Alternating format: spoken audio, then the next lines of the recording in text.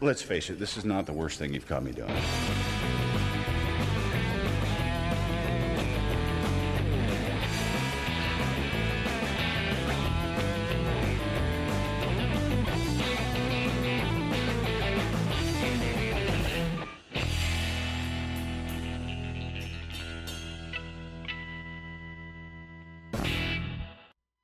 Mr. Powers.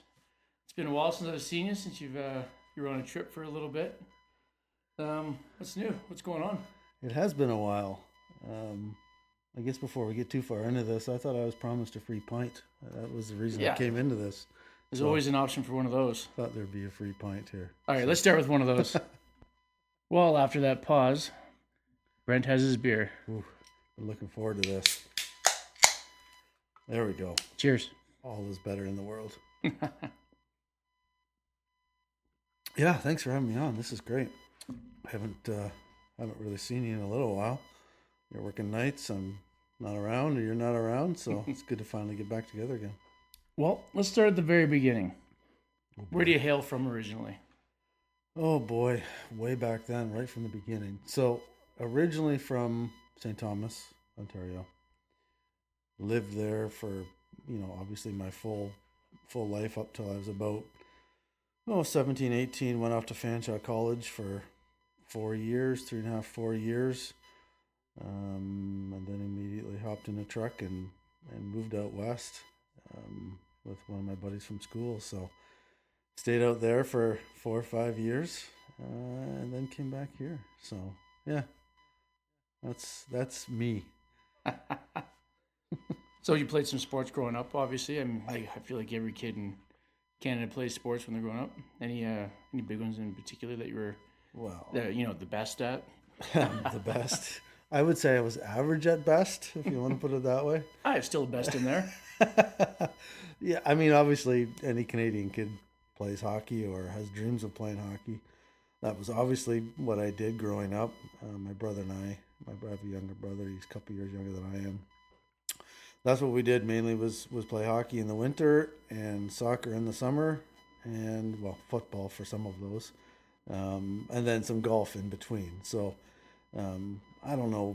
I really enjoyed playing hockey, loved playing hockey. And obviously when Kyle was born, he was into hockey and now I'm not so much into hockey at all anymore. So, but I really enjoyed playing soccer as a kid. That was, if I was to pick one sport, it's probably soccer was my favorite for sure.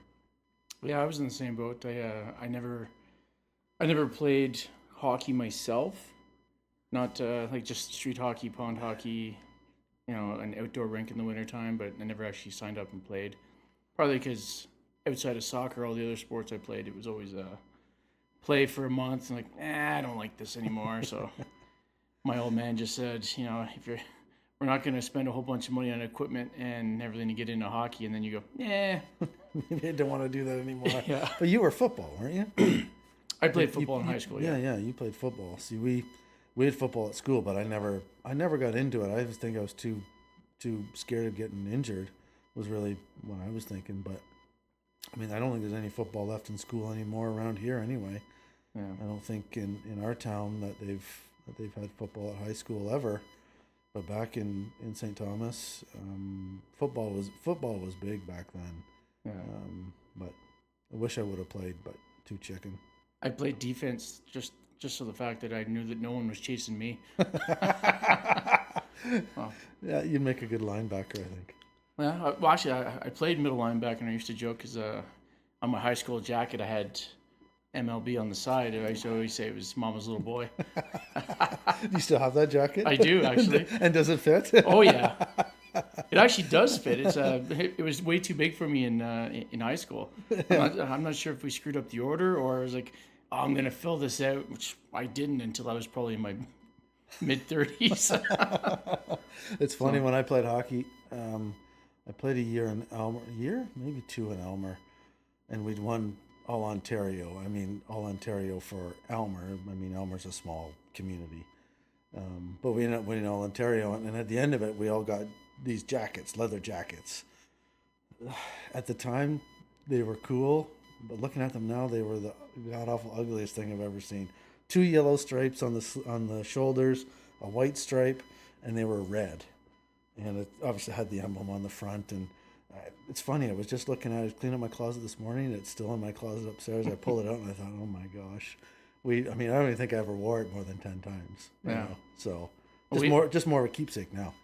Yeah, we had to wear them on game day. So every Friday we had to wear our jerseys around and our jackets if we had them or whatever. But I always wish I had gotten the full leather because it was all green. Oh yeah. Whereas the one that I had just had the leather sleeves. So like the body of it was like a green felt. Yes. And then white sleeves. I remember those. And yeah, then those are yeah. And then big gold emblem on the chest for EOM. So okay. Nice. Yeah, it was fun. I ended up switching schools, and then I didn't end up playing at the second school. I was too cool to play at that point, right? Kind of grew out of everything. Yeah. I mean, looking back, I wish I would have played golf a lot more. Same. I mean, it's such a good sport. But now, I mean, maybe back then I would love to play golf. But if you ask me now to go play 18 holes on a Saturday and a Sunday, it's like, I like golf, but I mean, 18 holes takes forever. And what the heck? I mean, you're out all day, your lunch, your dinner. It's like 9 holes is perfect. A 12-hole course would be absolutely perfect. Yeah, I 100% agree. I always find that the first 2 holes, I really suck. And then I don't suck as bad for the next 2 after that. So now we're up to the 4th hole. We're halfway through my 9. Yeah. And I have 1 or 2 good holes, and then I start sucking again. So trying to get to 18 is almost impossible. So I played for the first time on Friday morning. Went out with a couple guys from work. Just went down to the municipal course, and the round was okay. I had a few good shots. I had a couple pars or whatnot, maybe one par, I don't know. But when you get that one good shot, you think, yeah, you know what? Maybe I'll take this up and be more serious. Then the next shot, nope, I'm out. No more golf. So I don't know. It's just for fun now. Yeah, I actually have a funny story with that. I went golfing with Gales and Steve Miller last year, and I got there early because I hadn't played all year because I only play once or twice a year, right? And I went to the driving range, and I started hitting them, and like for me, it typically goes 100 yards out, 200 yards in the bush, right? So they were going almost straight, and then they started going straight, and then I was like, well, maybe I'll try and hit them a little harder. So I swing starts increasing its speed and getting faster and faster, and one of the balls goes off the heel of the club and goes right straight back into my toe. And it was so painful. I wasn't sure if it was broken or not. I'm obviously not going to take my shoe off because I was like, I'll never get this thing back on. Yeah. And I haven't even played yet. So I had to go through the 9 holes with Miller and Gales and get home. And I finally take everything off, and all through the nail it's black. I'm like, oh, well, maybe it's just badly bruised. Anyways, I still have no idea if it ever broke or not, but that bruising finally left the nail after like a week, and it all went into the toe, and then the toenail slowly broke away, and I lost the whole toenail. Like, that's it there. Oh boy! And that's a year ago. Be lucky you can't see this, people. Yeah, those are not pretty feet. But it's been almost a year, and it still hasn't grown back all the way. And did you finish the round? Oh yeah. Oh, you did. Yeah, How badly did you get ridiculed about the shot? I hope you got ridden hard. You mean like the at the driving range? Nobody else saw it. Oh, it's the driving. I hit it, and I was still trying to figure out what was going on. And Gales came up and said, "Hey, we're teeing off." I'm like, "All right." So I had to limp the entire. Well, I tried to hide it as best I could, so maybe nobody else noticed. Who knows? Yeah. Nice. So. Nice. Yeah, sports injuries. Speaking of which, I wonder if Martin's ever gotten past his his knee or his back? Oh. Or his hips. At his age, it could be anything, really. He's at that age where we really got to be careful with him. He pretends to play football, soccer. He's still got game. I saw him play once, and I went out and actually played with him once, and he can still play. Yeah. Good for him for doing it, because I went out. He took me out, like I said, a couple weeks ago. We played indoor. It was okay. I did all right. I hadn't played soccer in 15 years. So then they said, "Hey, last time you played was probably with me in the 7 side." Yeah, it would have been. It would have been for sure. So then they asked me to go out on the Sunday morning to play outdoor, full field. I thought, yeah, sure, I'll come out.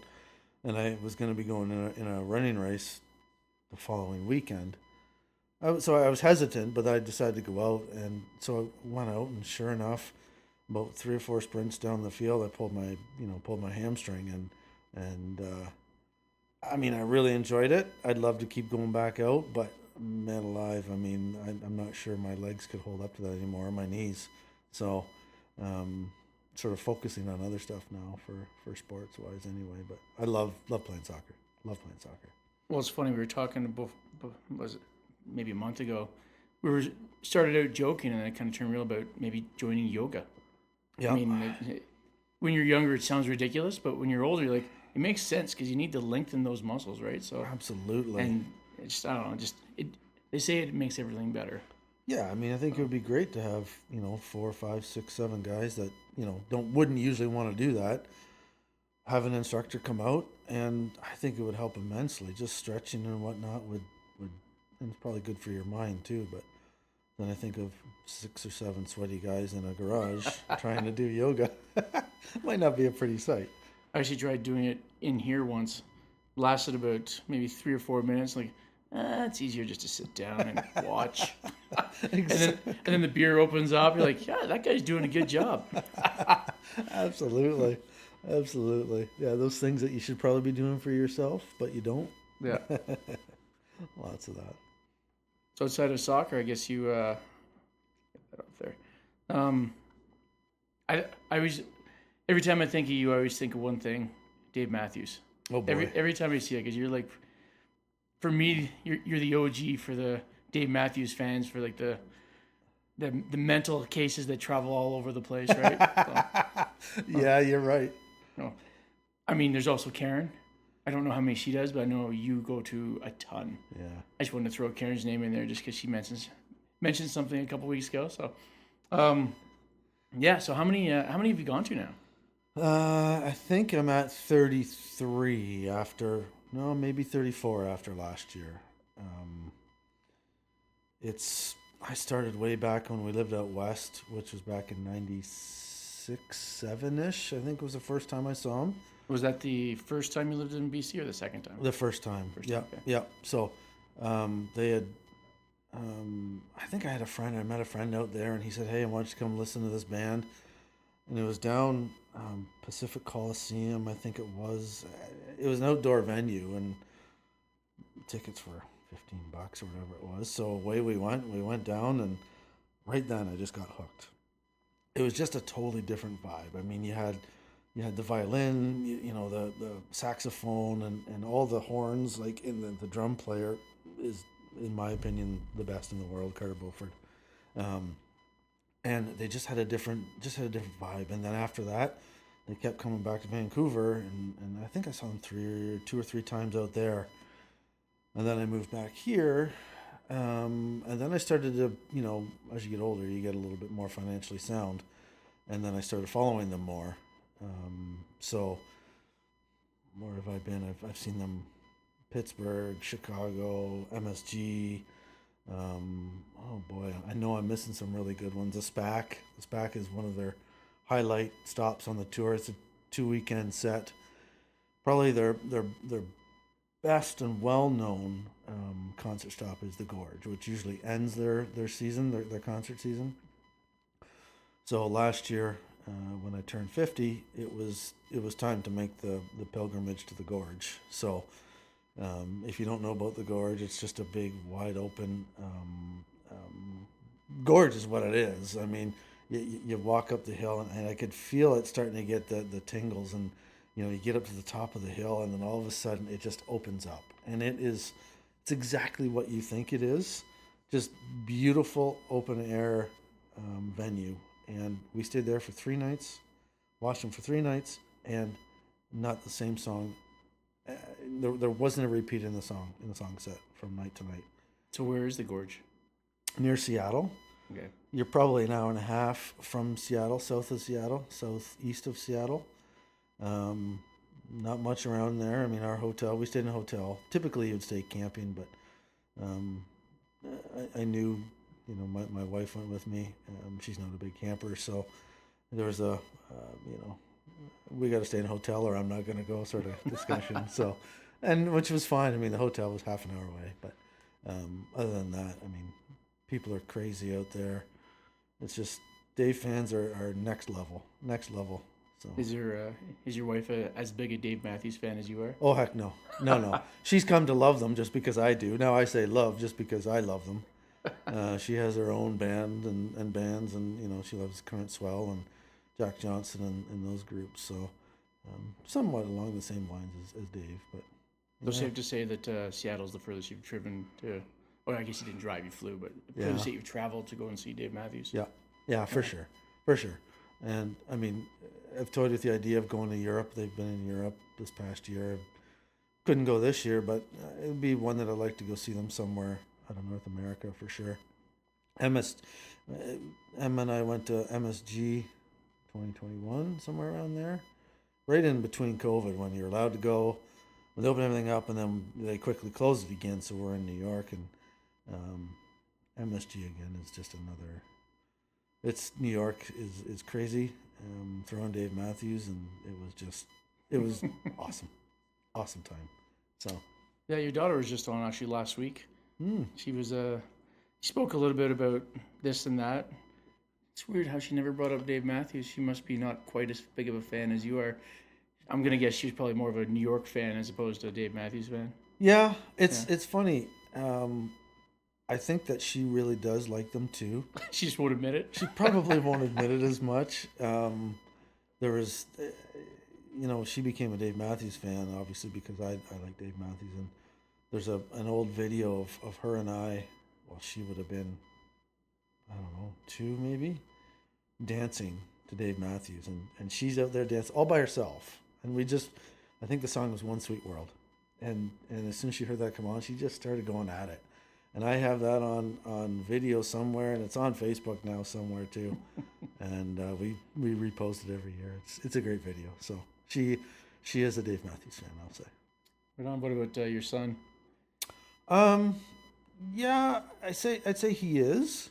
We've gone to a concert together, and we were actually front row at, I think, one of the Toronto venues. And he liked it. I don't think he's as diehard as, I mean, Emma's not a diehard by any means, but he enjoys them. He enjoys them. Yeah, so.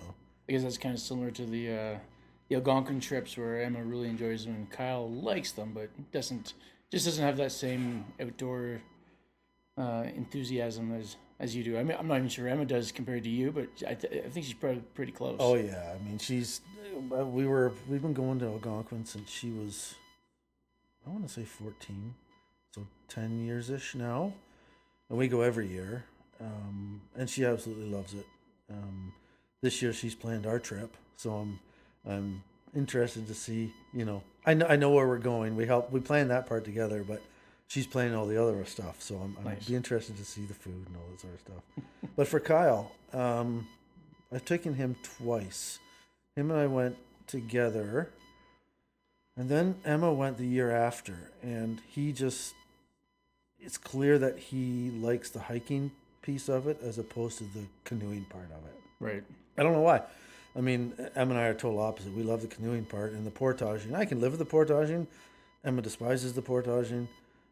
Kyle would portage the whole time. So, Yeah. I mean, the hikes that we do now, he loves the hiking part, just not the canoeing part. Yeah, it's odd. I don't know. I like the canoeing aspect of it more so than the portage. Well, Obviously. yeah, you went with us. You and who went that year? You, me, and Martin, and Mitchell. Yeah, That was a fun trip. it was. That was a fun trip. I don't know what you thought about it. Oh, it was I great. know a little bit, but So I talked to him about like that first night in that that tent that you seem to love, but it's just Here we didn't- go. Yeah.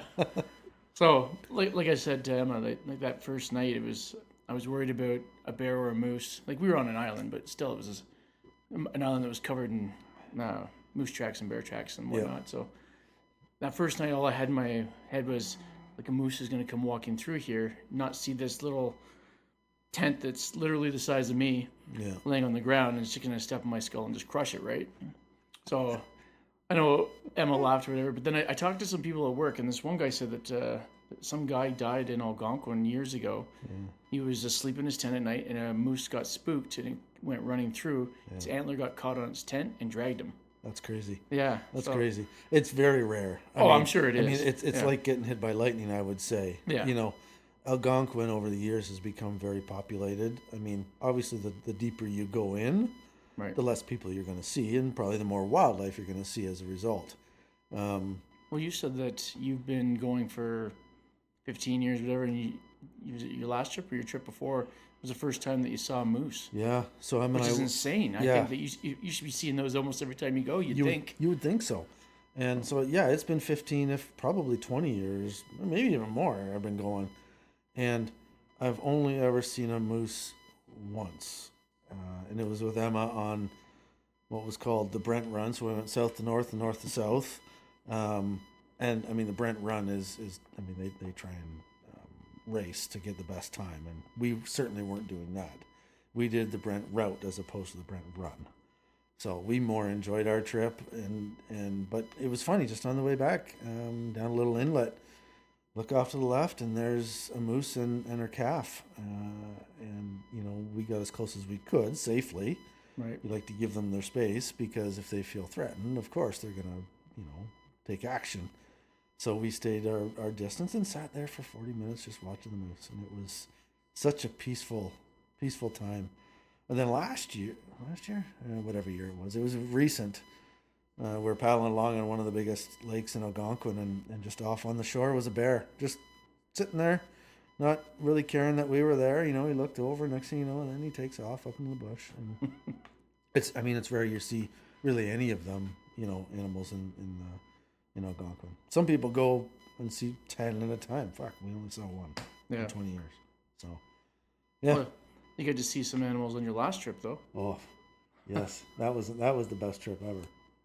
Mm-hmm. I know you're talking about Africa, and it's funny because I mean the African wildlife, you could be 5 feet away from it, and while you would think you'd be scared, I didn't feel threatened at all, and they didn't seem to be threatened by us at all.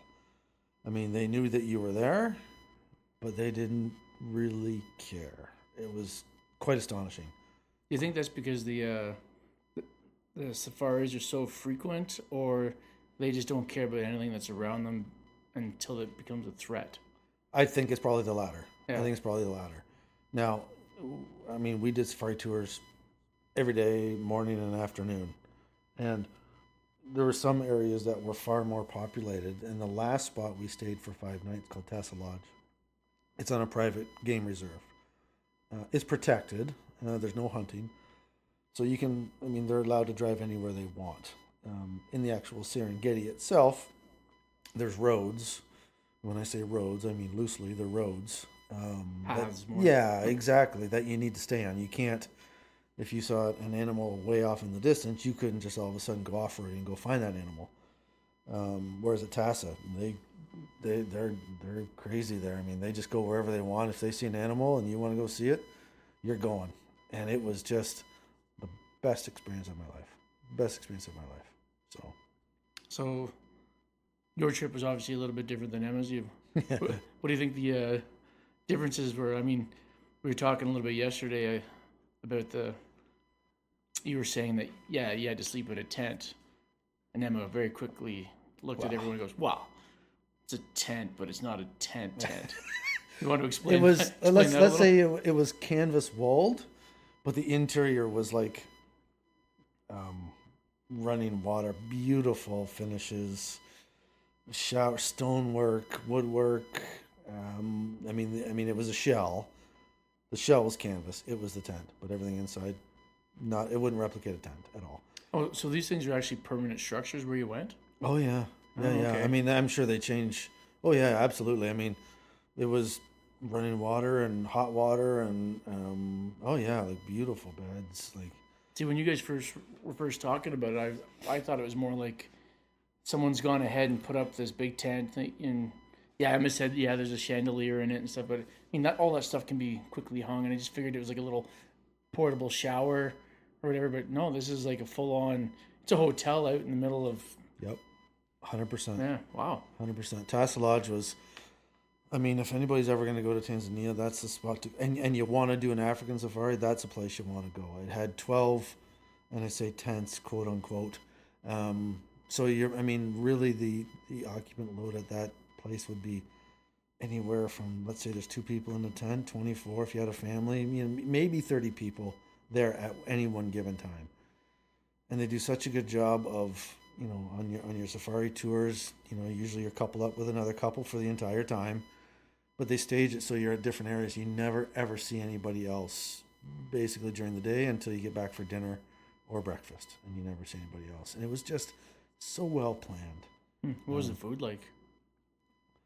So you could get pretty much whatever you wanted. There was a lot of westernized food. I mean, you get a burger if you want a burger. You get a chicken burger if you want a chicken burger.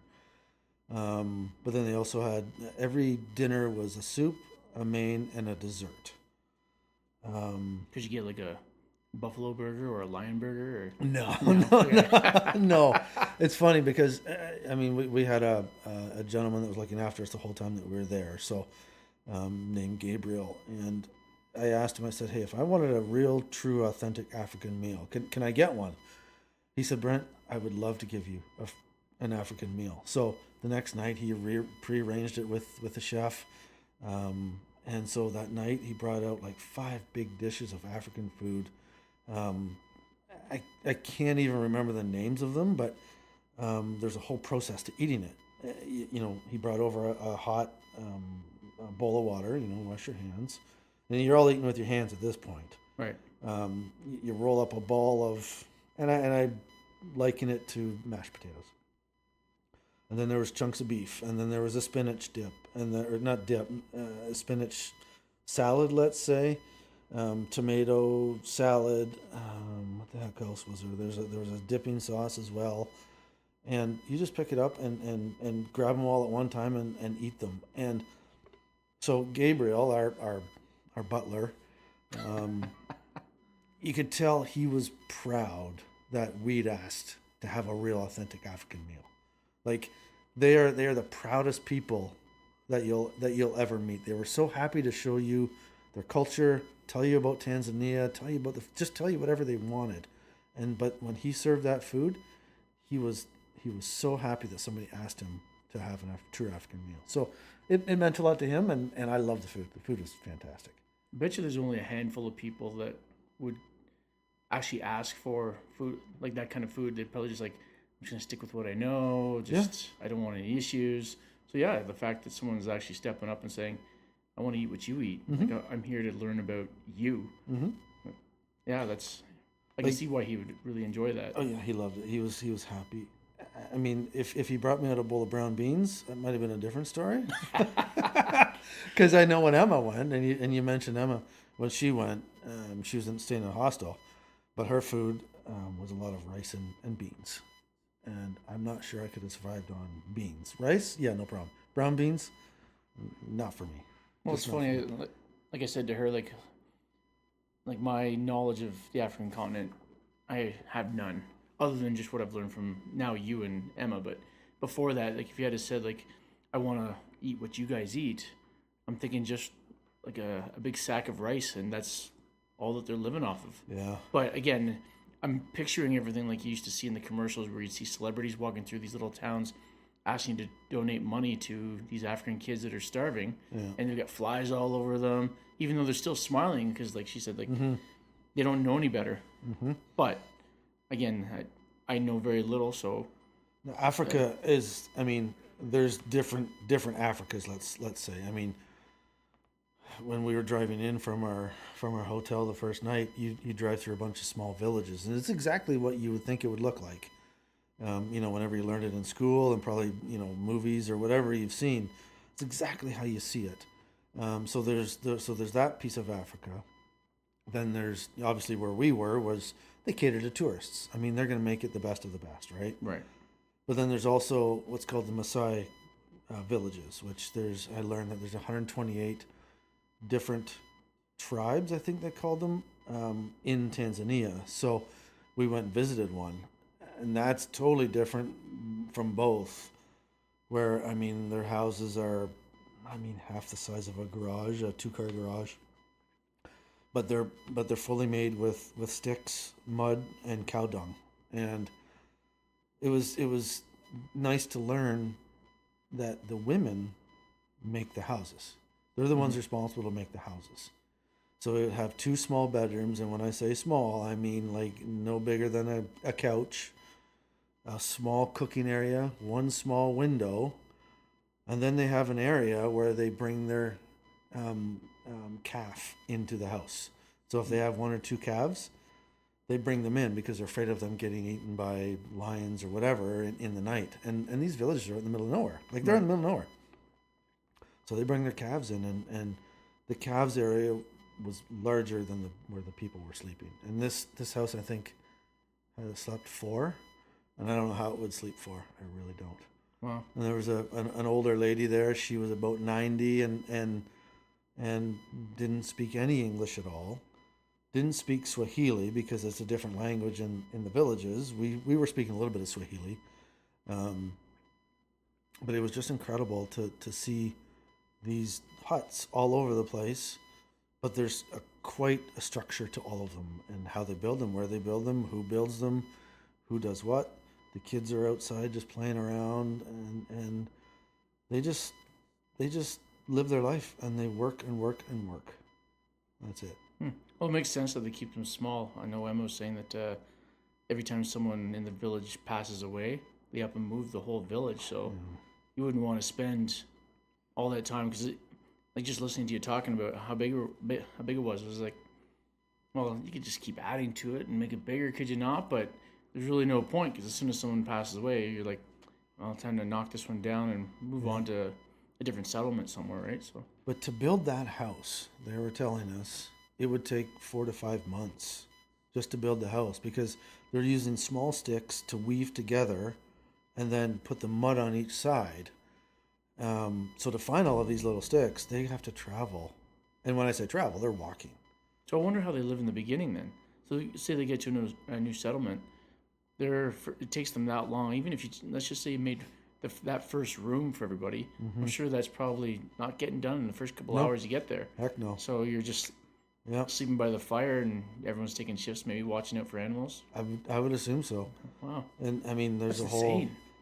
like the culture is crazy. I mean, I could tell you about, the young boys and when they get circumcised. Like, it was just like the whole thought process that goes behind what they do and why they do it. It's incredible, absolutely incredible. So, Yeah, see, like to me, like that's a culture shock. I remember when I went to Belgium, and when I got back, Martin asked me if I had like a big culture shock. I'm like, not really. Yeah, they're McDonald's, they speak in French. So what? It's still McDonald's. Yeah. You know what I mean? Like everything's still the same there, just it's in a different language, and everything looks older. Sure. But I mean, it looks like old Montreal type thing, right? And when you think of Belgium, it's a first world country, right? Yeah. So Africa is totally not. 100%. Right? Yeah. So you're looking at a 1,000% culture shock versus 10%. Yeah. That's the way how I kind of looked at it. So I think anywhere you travel, you're going to get culture shock because it's going to be different than what you're used to here. for sure, like even Right. just going from Ontario to Quebec, you're gonna have like the way how they do things is not anywhere close to how we do it. Yep, that's So, true. That's true. 100%. Like this might not be on the same level by any means, but I just remember watching these guys doing a roof on top of a house. And I know for here, when they lay down all the plywood, then they take the skill saw and they zip down the side of it to cut off the excess. In Quebec, they use a chainsaw. And the guy's literally standing on the side there, and he just runs up the side with a chainsaw, cutting off the excess. At least they used to back in the 90s. I don't know if they're still doing that, but Sounds real safe. yeah. Well, it's Quebec, Wearing flip-flops too. Yeah, probably. Oh, that's great. Eating a Joe Louis. Mm-hmm. Oh. Yeah, no, Africa's a good spot to go if you ever want to go. Yeah, that's the other thing too. I guess I also think of South Africa is like, I know it's a different country, but you just hear the word Africa, you think it's the same, and you think that one part of Africa is, I don't want to say normal, but it's built up. It's more like a first world country, or it is a first world country. I'm assuming, yeah. It's just it's completely different because like, I remember watching the World Cup there, and it was insane, like just the atmosphere and how everything was all brought together.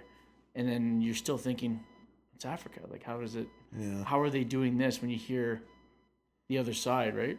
But it's a different country, and I still have a hard time separating the two. But There's many countries. sorry, I shouldn't say it's a different country. It's in the African continent. Correct. So, There's many countries in Africa that are still in, turmoil, and learning about Tanzania, our our safari driver for the first part, his name was Zach, and he's only a tracker every other day. yeah, he was their safari driver, and he was similar to Gabriel that I told you about, just very proud of his country. He told me all about the flag, what the different colors mean. Turns out he's a massive football fan. He's an Arsenal fan, unfortunately. Oh, that is unfortunate. He did know of the Villa, of course, and he says, yeah, Villa's an okay team, but I mean, to him, he knew the stats of Tanzania. He was telling us about how the country came together. It used to be two separate countries or regions, and then they eventually came together. And I think Tanzania is from two different words. One was from one part, one from the other. But what he was saying is that now the country lives in peace. He says, yes, there's different tribes, yes, there's different cultures, but they don't treat anybody any differently. Previously, I guess it was quite, I'm going to guess, quite volatile. But now that they're together, they got a good president. They say that they're going in the right path forward for the country. So it's a beautiful country, and the people are very, very proud. I like the fact that someone from Africa points out and realizes from a distance that Villa's only an all-right team. He did say Man United was shit, but Well, I think that goes without saying, doesn't it? kind of goes up and down, I guess, right now. I just want to throw that out there. I know that's going to stick in Butler's craw or whatever they say. Yeah. No kidding. Too funny. But you're a Villa fan now because of Martin, right? So Yeah, and that's really how I became a Villa fan. I somewhat watched the Premier League. Canadian soccer has certainly grown over the years, and now it's getting a lot more attention. But when I moved into the neighborhood here, it was, obviously we got a very good neighborhood, and you get friendly with folks. And he's a massive football fan and Villa fan, and just got onto it, and I love it now. I love watching. The struggles. They weren't very good there a few years back. They changed their manager. Now they come through, and I wouldn't say it was just a few years ago that they sucked. They've been sucking since '82. oh, easy. Yeah, now we're in Champions League now, though. So. Well, yeah, it's only taken 40 plus years. So. Oh, come on. Here we go. All right. Watching Villa. Obviously became a fan because of Martin. Really enjoy watching him play, but he's now a Buffalo Bills fan. So it sort of goes both ways. Two good teams now that, he's a Buffalo Bills fan. I know you're a Dallas Cowboys fan, which, Dallas, they're the same as Man U. They're the same as Montreal Canadiens. All those teams are the same. So Wait, you left one hockey team out there since you were bringing them up about having a good run and now they suck. Who's that? Please do. Yeah, who's that? White and blue? Name sounds kind of like the Maple Leafs or something. I would say, from a fan's point of view, I would say Man U, Cowboys, and Montreal Canadiens are cut from the same cloth. Toronto has struggled. Yes, they need to find something, but they'll be okay. Their fan base is a little bit boring, but yeah, well, there's a reason why everybody else in the league usually hates the Leafs, fan base wise. I feel like every team. Yeah, I don't know. There's more Toronto or more Montreal. I'm not sure. Yeah, they're both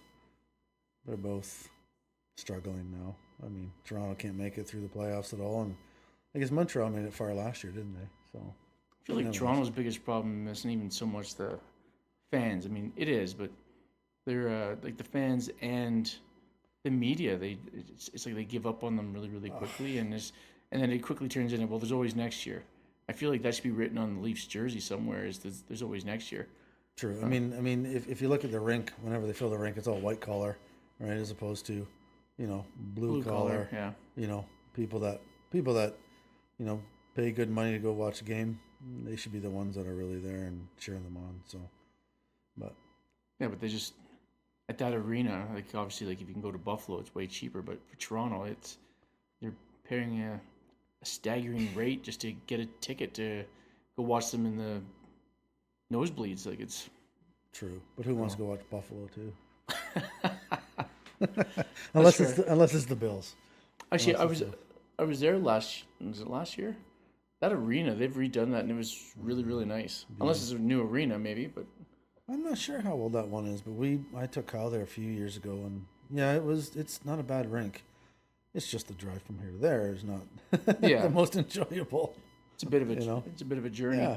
I noticed that a game that I watched, it was Sabres and Flames, and I want to say it was halfway through the third period.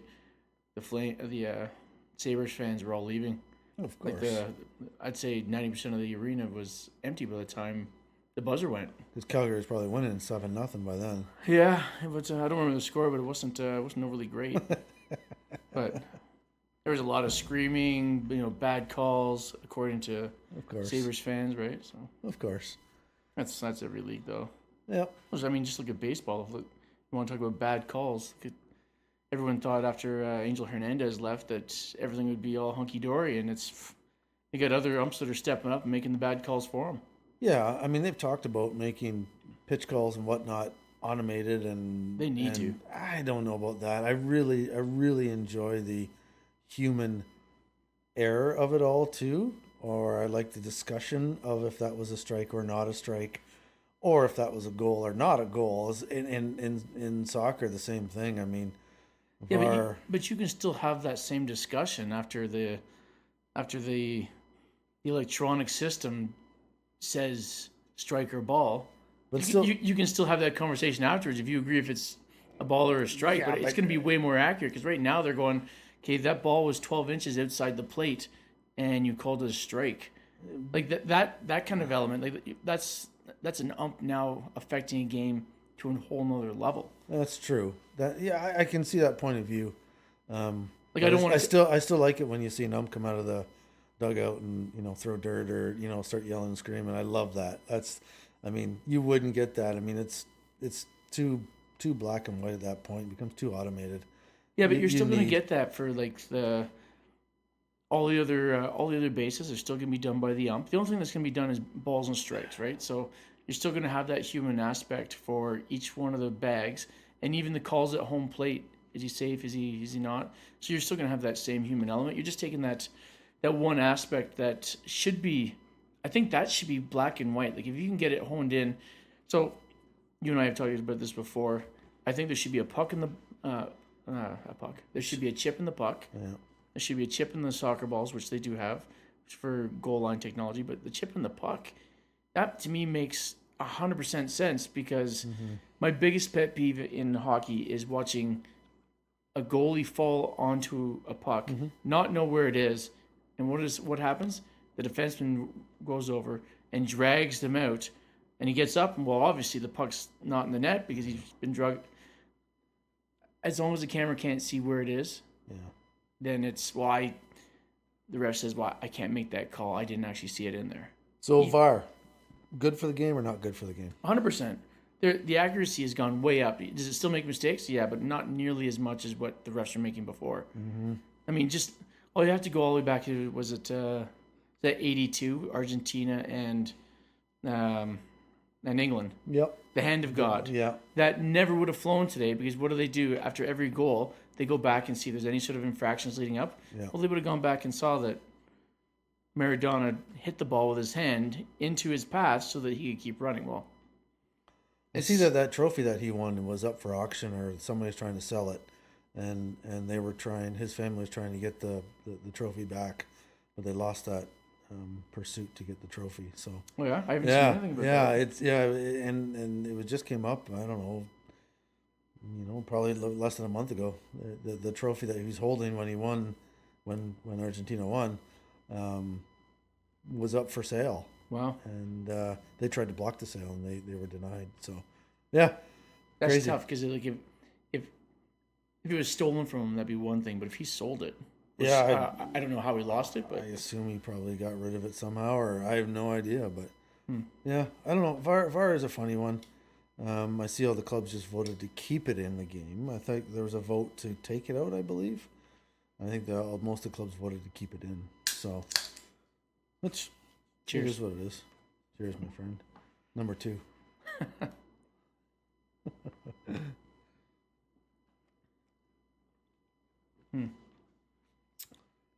So any trips this? I know you just had Africa, so it's probably trips are probably low on the list. Local trips, going to Algonquin again, like I said with Emma. She's planning that trip for us for the food and whatnot. And then going up to Lake Superior, Puckaswa Park or something up there for a hike. No canoeing on that one, going for a hike on that one. But other than that, it's, we did our big trip already, so. I still haven't heard if you're in for the Villa trip. And just spoilers for people. Yes, I do follow Villa a little because of hanging out with Brent and Martin. I've kind of gotten suckered into it, but I've gotten to know all the players and blah blah blah. So I'm going to stop talking about it right now. But anyways, You are a fan, I'm telling you. I haven't heard if you're in or We'll out keep for that a Chicago. mystery. We'll keep that a mystery. Oh yeah, all right. Yeah, we'll Fair keep enough. that a mystery for now. I'm going to go and see Messi in July with Gales. We're going to Oh yeah. go down to where I thought was going to be Miami, but apparently the stadium's in Fort Lauderdale. I guess that just doesn't roll off the tongue as You much. got to do your research, man. Well, apparently. Inter Miami is, I guess it doesn't sound as good when it's Inter Fort Lauderdale. This is true. You're not getting people to come to Inter Fort Lauderdale. Exactly. Half the people in Europe are probably going, where the hell is that? Is it close to Miami? That's good. Yeah, I don't know. I'm looking forward to it. I'm more of a Ronaldo fan than Messi fan. I hate having these arguments with everybody. I always say that I think that Messi and Ronaldo are both at the same level. And I always get the argument that, Ronaldo sucks, and then or I hear Messi sucks. Like, I think they both have different merits of the game. Yeah. They both play different positions. I think they're the two top players. I think you can't put one ahead of the other. You can say what you want about trophies or whatever, and that really depends on who you have around with you at the time. Because I know everyone's saying, well, Messi now has a World Cup. Well, how many tournaments has he gone to before that where he didn't get it? And it just takes that one tournament that your team finally comes out on top. It was just like when Portugal won the Euros. Well, it just depends on what other teams fail is really what it comes down to. I mean, putting you in the line of best player, like the GOAT, I don't know. To me, there is no GOAT because there's just like saying Tom Brady's the GOAT. He's the GOAT of quarterbacks. He's not the GOAT of the NFL. But it's like comparing any player. Like look in hockey, people compare Gretzky to Lemieux. If Lemieux would have played a full career, or if he didn't go through his health troubles there, he might have been better than Gretzky. Well, I mean, you can't compare because they both brought different things to the game. I mean, they both had different people around them. Exactly. I mean, in my opinion, Gretzky was the best player to ever play. You're not going to get any arguments from me. I don't think you would from anybody. I mean, there's arguments for, Bobby Orr, Gordie Howe, all these sort of guys. But I mean, the Messi, Ronaldo, Lemieux, and Gretzky in basketball, it would be, Magic against Bird. I mean, there's a whole. You can do comparisons in every sport, like even tennis. Every single sport has their two top guys or two top players, let's say. That you're always going to compare one to the other, and there's no right answer. People compare just to compare. So. It's tough because the only way that you could really compare is if everyone's played with the same equipment all the way along, right, had the same training regimen all along, and you went purely on someone's ability or whatever, right? So it's like if you look at the guys, hockey players, soccer players, football players, back in the 40s and 50s compared to what they have now for equipment alone. Yeah. They're basically wearing nothing, getting the same protection or better, but they don't have that weight. Well, but look at Gretzky. Would he score 250 points or whatever it is, or 238 points on a goaltender now? I mean, the goalies now are much much bigger, much taller, much more athletic. The equipment's bigger. I don't know. I mean, look at Ovechkin. I guess people are going to say, hey, might break his goal record. Yeah, but he's not going to break any other records. No. So, I mean, different. You can't compare era to era either. I mean, it's impossible to do that. So The goalie pads are smaller now. I think they got bigger. they're in the lighter. 90s. They're lighter, for sure. Did they not go more narrow? The goalies tried to push limits a little bit and made them wider, and then the league, clamped down on size of equipment. But I think if you look at a goaltender from Ken Dryden's era versus a goaltender in this era, let's say I don't know who's the goalie now. That's the big one, Bobrovsky in Florida. Yeah. I mean, the equipment's not even comparable. I mean, no. So like you said, it's easier for them to stop the puck. Yeah, because everything's bigger for them. Mm-hmm. Yeah. Mm-hmm. I know at one point they were talking about making the nets bigger because they're all about having more goals. Which, so you take away. They took away what was it the blue line? They took away the center red line. Sorry, red line. Yeah. So that they eliminated the 2-line passes. Yeah.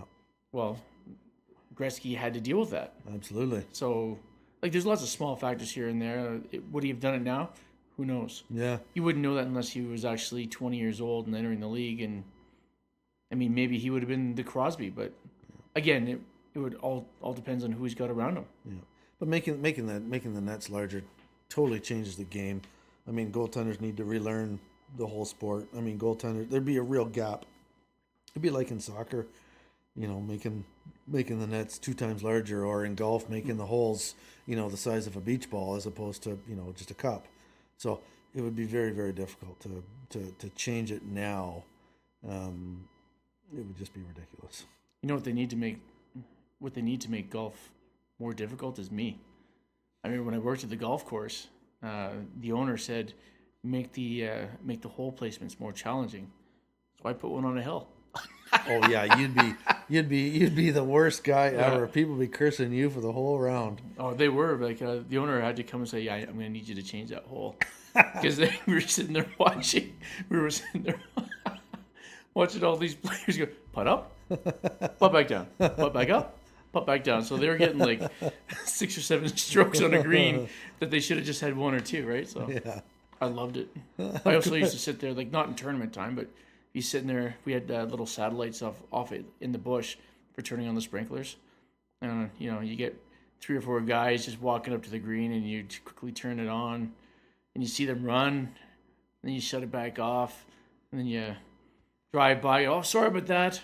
That wasn't supposed to come on until another hour. You drive away knowing full well that you're an ass. Yeah, I tried. Oh, that's awesome. It was actually my favorite job right up until I left. So yeah, good times. They did get there so early, which sucked, but half the time we'd go out and we'd be out somewhere and then just drive straight to work, sleep in your car or in the clubhouse, not the clubhouse, but the maintenance building. And our boss would walk in and just wake everybody up and, all right, time to go. Yeah, but how old were you? Like 16, 17? Yeah. Yeah, I mean, that's when you're going out with your friends on a Friday, Saturday night, or even through the week, right? Yep. Probably strolling in from some bar that you're at and... Well, not at 16, 17, but yeah. Well, hey, maybe you didn't do that. Well, you know what? It was the 80s and 90s were a different time. You could just walk into places and they just they didn't seem to care. Mm-hmm. It's funny. I remember going to Quebec, and we were 17, but you had to be 18, and everybody that was there was 18 except for myself and one other guy, Dustin, and we were using fake IDs, but they were the old health cards that didn't have pictures. Yeah. So we walked up, everyone else had gone in, and we were the last 2, and the guy wouldn't take it because there was no picture on it. So we had to leave. Like, we were only outside for like 5-10 minutes. Someone comes out and goes, just try using your own driver's license. Yeah. I think the guy's only just checking the picture. Yeah. So that's exactly what we did. We walked back in, handed him our driver's license, and yep, go ahead. Yep. Didn't check the date. Just, no, it's your picture, so you're good to go. I mean, I remember when I used to play hockey, we had to do bus tours, right? And I forget what team it was with, but we would, get on a bus, and at the time I was underage, but some of my teammates were of age, so we'd stop on the way home and go to a bar or a pub in just a small little town. You just wheel in with the team, and nobody cared. you come out later, like 3 or 4 beers. I mean, here I am. I mean, I'm young. I mean, I drank before, but I hadn't drank like these guys had. And next thing, I mean, you're buzzing off 4 or 5 pints, but nobody checked, nobody cared. The coach didn't care. You just get back on the bus and away you went home, and that's just the way it was back then. I mean, nobody cared. It was a different time. Absolutely, absolutely, way different than now.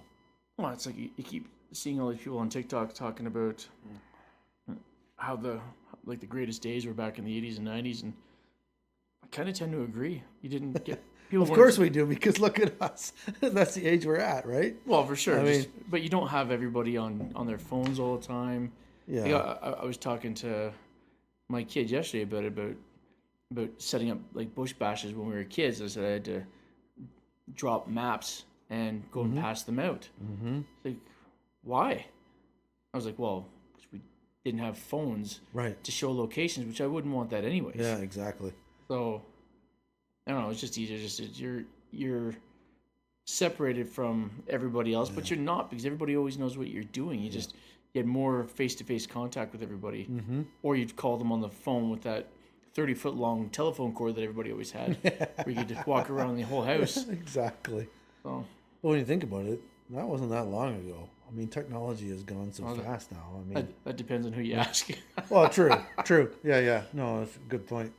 I mean, I know that this is prom season for kids, and I mean, back when we were in prom and in high school, it was, you didn't really find out who was having the party until basically that night, and then you'd show up, and everybody'd be out there. There'd be cars down the highway for miles, and there'd be a big fire pit, and just roaring, and just kids out there, and cops, and everybody just take off. Like, it was like You just scattered like mice. but nowadays, I think it's, kids go to somebody's house, their parents are there, they're overseeing the party and whatnot, and totally different times. I mean, Yeah, that's true.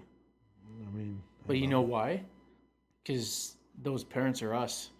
We're not like our parents. So we're like the Gen X generation. We're one of a kind. Like, I mean, I guess all the generations kind of are, but we're the ones that we don't give a shit. We're the ones that we probably allow our kids, not everyone, but probably allow our kids to do too much. Yeah. Whereas we had to, when we were younger, we had to hide it all. True. I mean, they're probably still doing the same amount, but just now the kids think that, oh, it's okay. My parents. But our parents knew. I mean, let's not kid ourselves. Well, they did, but they never said anything, so they never let you know that they knew. Right. Okay, fair enough. So you always thought that you were getting away with something. Yeah. Actually, I don't know if my parents actually ever did. I was gone a lot. And I basically moved out when I was 16. Like, there was no hard feelings. There was no nothing. It was just, I shouldn't even say moved out. I was going to my girlfriend's house all the time. Yeah. Yeah. So, and I would just crash over, and her older brother was my best friend at the time. So it was just, it just seemed natural just to kind of stay. Yeah. So. Same with me. I I lived in St. Thomas till I was whatever age I said. But it was, and then I moved out, and got married young and had kids when we were young, right? So it's different times than from now. I mean, kids nowadays are, I don't know how they're going to, really be able to afford to buy a house. I mean, looking at our economy now and how youngsters are going to thrive going forward, I mean, it's going to be very difficult for them unless something truly changes, Yeah, I don't think anything can at this point. I think we're heading in the same direction as what Europe was years ago, where you're basically handing down houses, or you're getting 50-year mortgages, which you hand down your mortgage to the next generation. I feel like BC was already close to that years ago, but then all of a sudden we caught up to everybody. Yeah, like the rest of the country, minus out east, where their houses are still only $13,000 or whatever. Yeah, my small exaggeration.